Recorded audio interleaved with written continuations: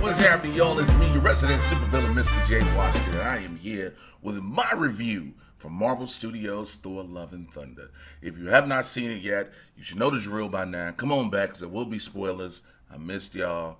I'm sorry. I felt like I've abandoned y'all.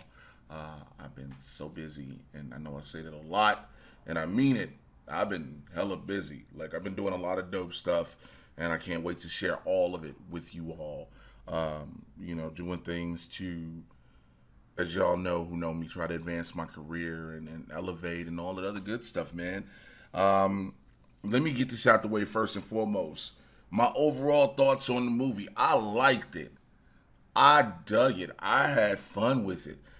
I saw so many reviews, so many complaints about way too many jokes and this, that, and the third. And, they felt like it wasn't as cohesive as it should have been for them. I saw one review that said they didn't like that Jane Foster was laughing while going through her cancer treatment.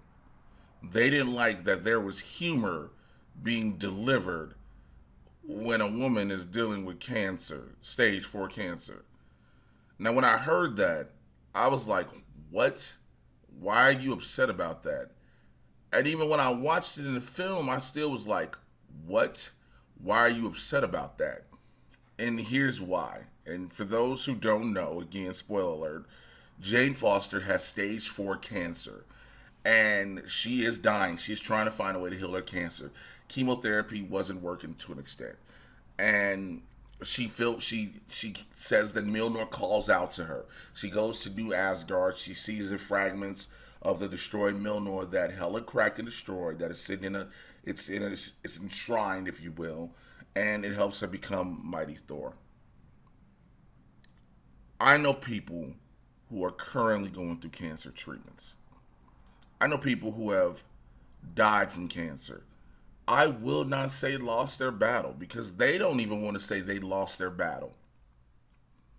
The whole time, throughout their trying times, the number one thing they wanted to do was try to stay upbeat and enjoy life while they still had it. They wanted to crack jokes, laugh, things of the sort.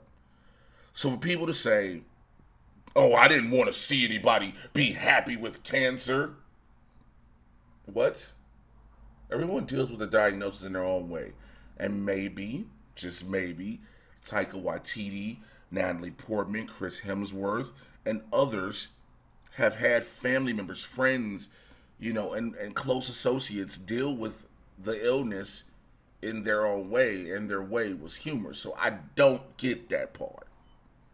That kind of, when I heard that, it already had, when I heard and was reading all those reviews, it already had struck me wrong, because I was supposed to have seen this during the initial press screening back in June, and I didn't get a chance to because I had to work on something.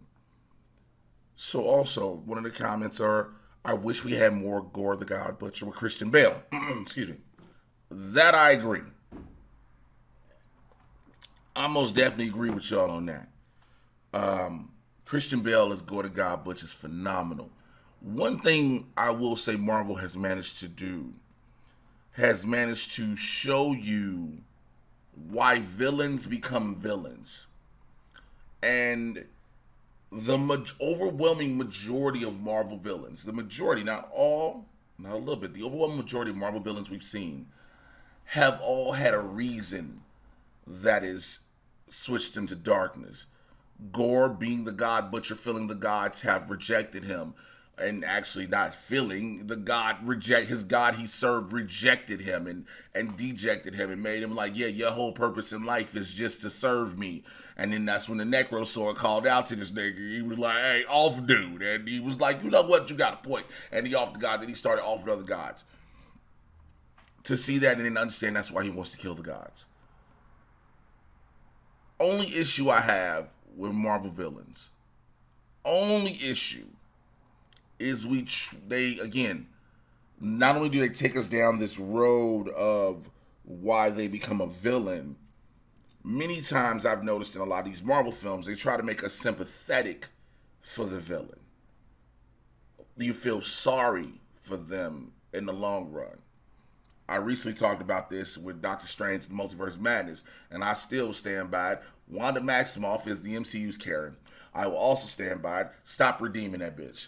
That is, I need that on a t-shirt with Wanda Maximoff with the phrase, stop redeeming that bitch. Because Wanda Maximoff was a mass murderer. Don't tell me, well, she did it for kids. Doctor Strange kept telling her, bitch, your kids ain't real. They not real. You better off recreating your living vibrator. Them babies was not real. Okay? But back to Thor Love and Thunder. Gore goes around killing gods because he believes that after hearing what one god tells him, he's like, oh, you all aren't about, helping your people. You all are about the adulation. You all are about feeding your egos, and you deserve to die. And then he goes on a killing spree. Now, one of the things that I was talking to one of my buddies, we saw the movie last night, and he was like, I kind of wish they would have showed Gore often more of the gods. I felt like, to an extent, I get they kind of explained it. They told us it happened when we see the distress calls from the Guardians that they get. I felt like you could have had like a montage of Gore just around this mark, just the orphan gods. But again, I go back when I hear with the gods. I've been telling everybody, in any time I've done any internet appearances, video appearances, podcasts, whatever, this whole phase is about the gods. It's about the magical, mystical, quantum, and all this cosmic and these realms. I've been telling everybody we're introduced to the shadow realm, which you get that the first time in Legion, and this is pre-merger days, but we're getting the shadow realm now. We're having the dream realms. We're having these different realms we're being introduced to. The gods. Zeus is involved now. And Russell Crowe as Zeus is hilarious because it's what you would expect Zeus to be. I think I like the realistic tone of Zeus we've been getting. And I say that because if you watched Maxie Zeus and Harley Quinn, how he's arrogant and egotistical, you got Zeus here, he's arrogant and egotistical. Everybody old. He old. And when you see him in Omnipotent City, he's just like, yo, man, these low-level guys they kill, fuck them. We the head honchos around here. I'm with that.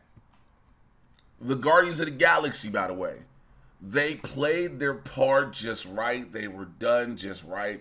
When you hear the Guardians were in it, because of course what we saw at the end of Avengers Endgame, you were like, okay, how much are the Guardians gonna play a part of this? Because it's like, okay, we kept talking about as Guardians of the Galaxy. They serve their purpose to help Thor get back on track, to get from dad bod Thor back to cockswole Thor, and then they were gone. Perfect use of the Guardians. Can't be mad. People say there were way too many jokes. I don't know what you expected. And some people said they expected like the Ragnarok level of humor. But why would you expect the same level of humor in a sequel movie? For me, just the assumption would automatically be the jokes would go higher. For a lot of people, I saw a lot of people say a lot of jokes didn't hit. Every joke, personally, to me, that they dropped, it fit and it hit. And I knew, I was like, all right, they're going to drop a lot of jokes. And again, this isn't just Taika Waititi wanting to do this. This is Chris Hemsworth wanting to do this. I always keep telling everybody, Hemsworth would have left the franchise if Thor Ragnarok had not given him the resurgence he needed throughout it. He wanted Thor to be more fun and comedic and almost like a blundering idiot.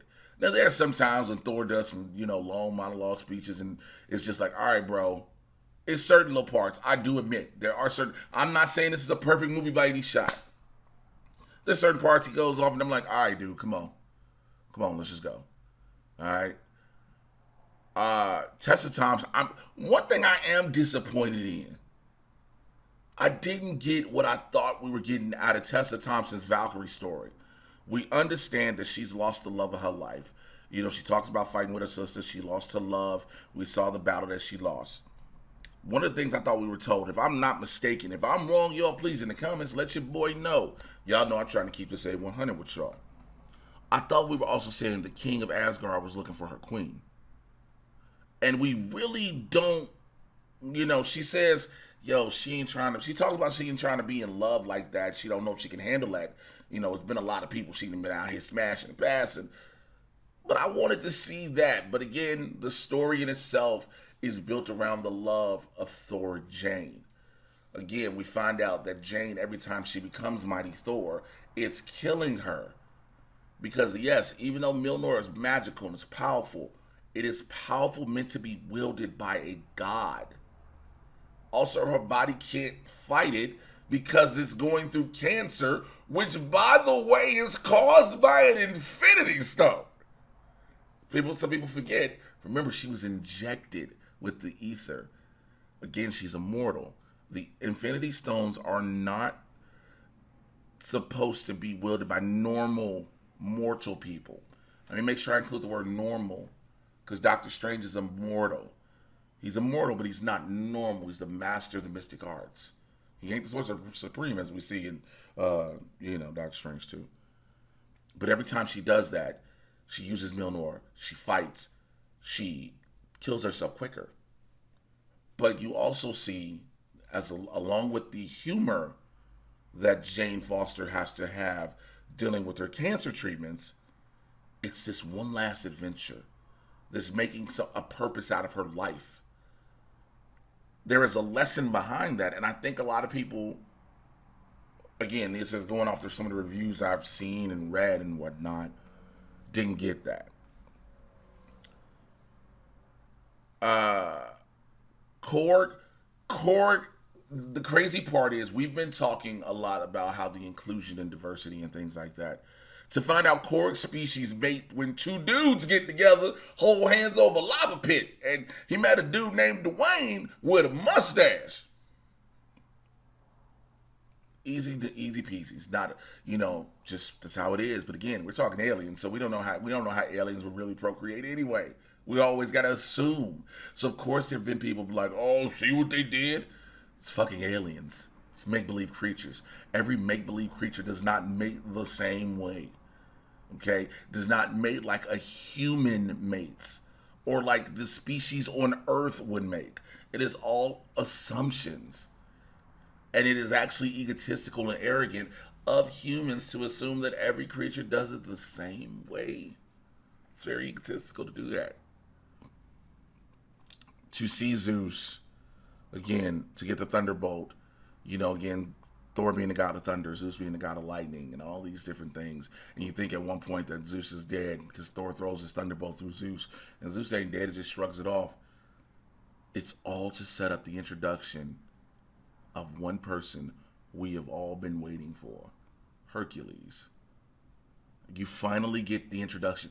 Everyone has been asking, when do we get Hercules since the merger? Because if you didn't know, Hercules, for some reason, was owned by Fox as far as a Marvel character.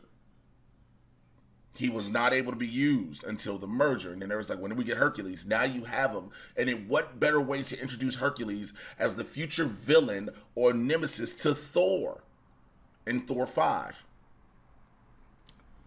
The use of the goats, the screaming goats, they were hilarious.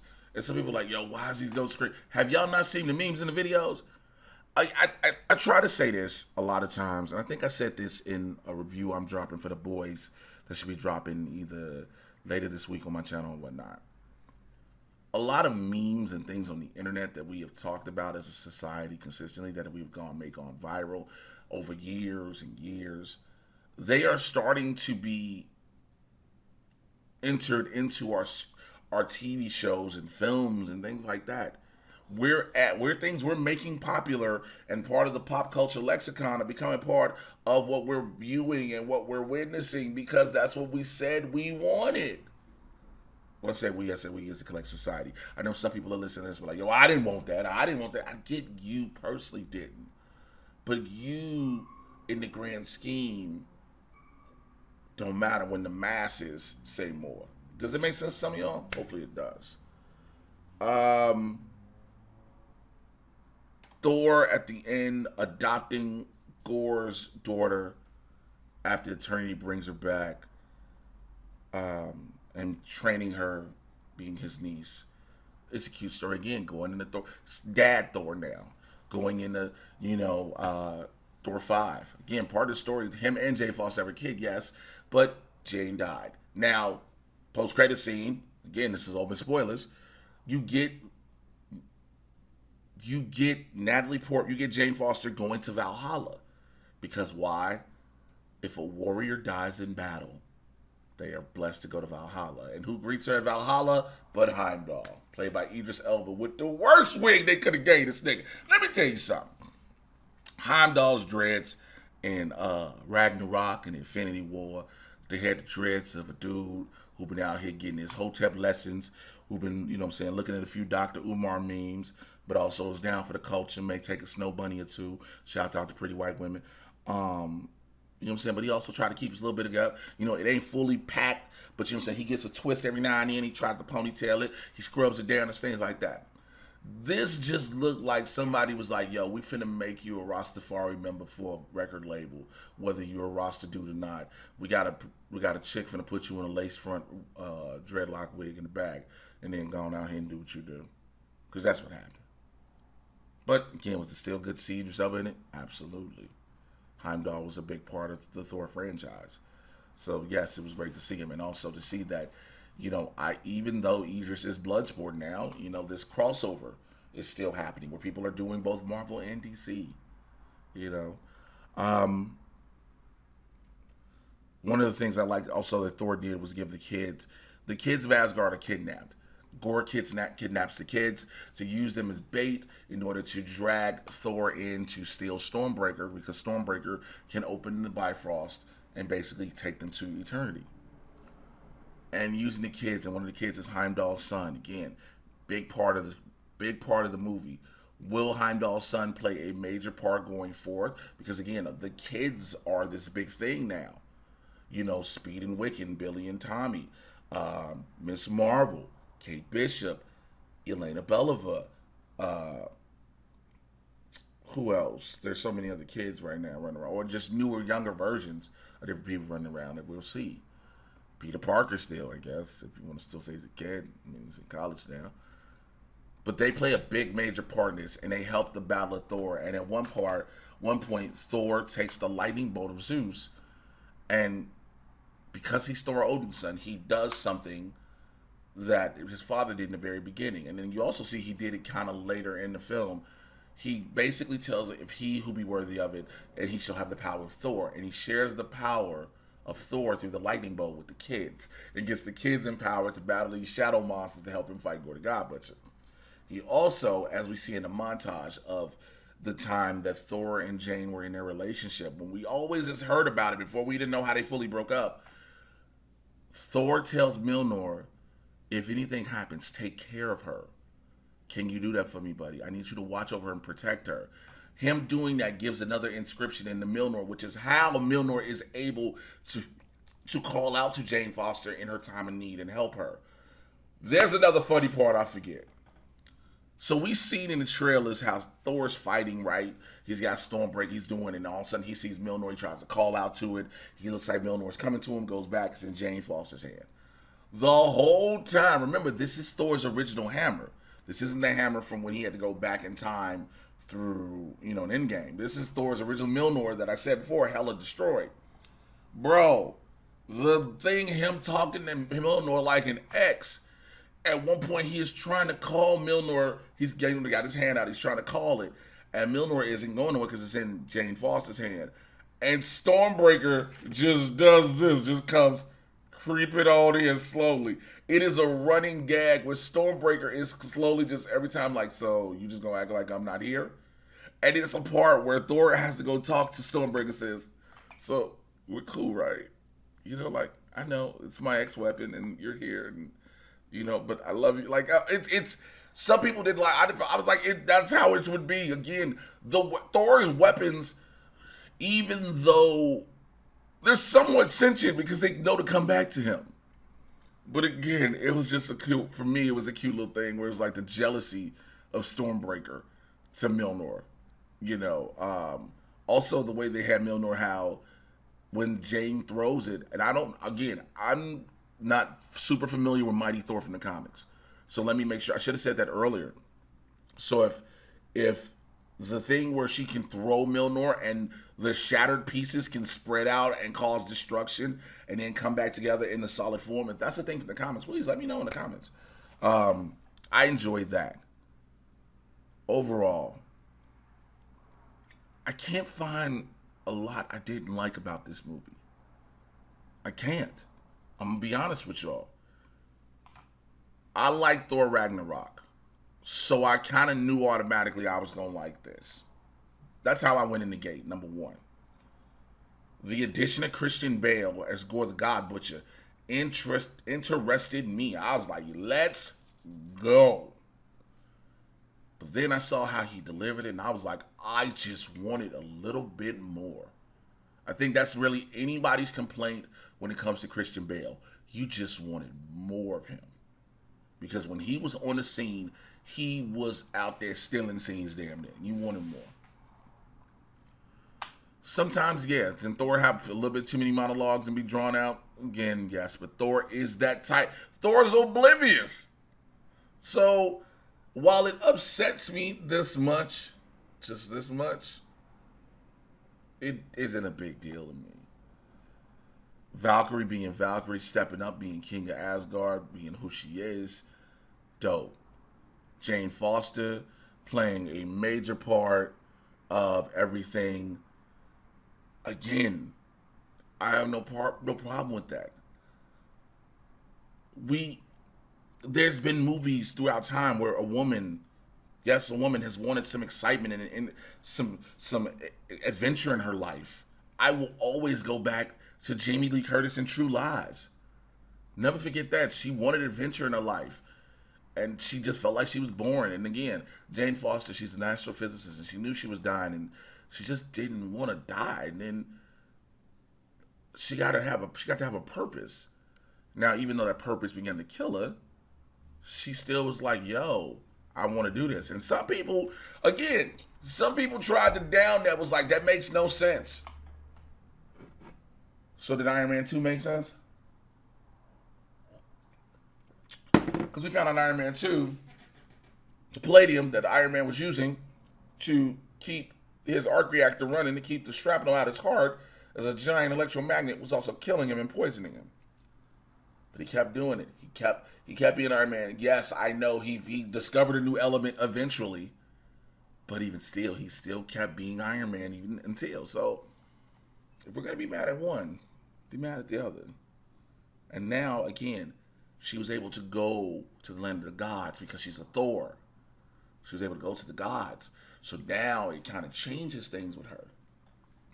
Like I said, if I had to get this rating on a 1 to 5, I'd give it about a 4.5. About a 4.5. 4.5 stars. I dug it, man. I did. I'm excited for Thor 5. I'm excited to see Hercules, played by Brett Goldstein from Ted Lasso. I'm excited to see where that goes. Because again, this phase has been introduced. People keep saying, I will always keep bringing this up. I don't know where Marvel's going with this. I don't know what they're doing. It seems like they're all over the place. You're not supposed to know right now. Again, we as an audience have gotten spoiled through the 23, 24 films. And you keep saying, it seems like it's a mess because you can't put the pieces together. You're not supposed to. Let them tell a story. Would I like to know exactly what's going on? Everything down the way, all the way to who's the big bad and whatnot, and the giant culmination, because it's not going to be an Avengers movie? Yes, I would. I absolutely, would. But I'm taking the ride. And me taking the ride is enjoying. People, I didn't like this Marvel series. I didn't like this Marvel series. I didn't like that one. I didn't like this movie. You're not going to like everything. It's just where it is. Let's just keep it a buck. No one is going to like everything. But no matter what, if you can keep an open mind and enjoy the ride, you might find yourself surprised. Who knows?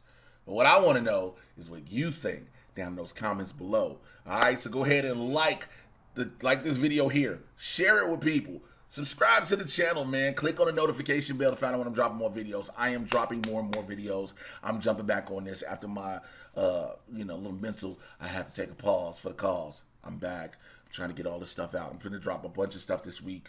So you got a lot of stuff coming this week and so much more.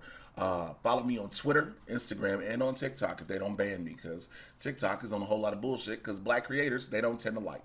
All right. At Mr. J Washington, MRJAY. You should know how to spell Washington. If you want to support and help out here to help me continue to grow and evolve everything here, please donate. Cash App, Venmo. Cash App is $ Mr. J Washington. Venmo at Mr. J Washington.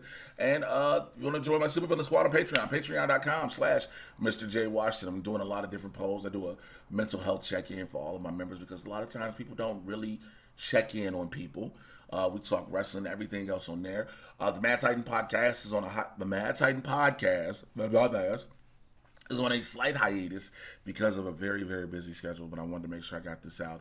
It will be coming back soon. I'm trying to make all that happen. And again, I'm supposed to be appearing at a bunch of Comic-Cons on top of different comedy clubs and everything else I'm doing. So I want to just get all of it going. And if you could help out and make it happen, we can make it happen. Because again, I'm supposed to be coming to you guys, Salt Lake City, Utah for FanX. But we got to figure out how we're going to do these flights and a hotel situation because everything is absolutely absurd. So let's figure that out. All right. Holler at you guys next time. Till then, take care. I'm out.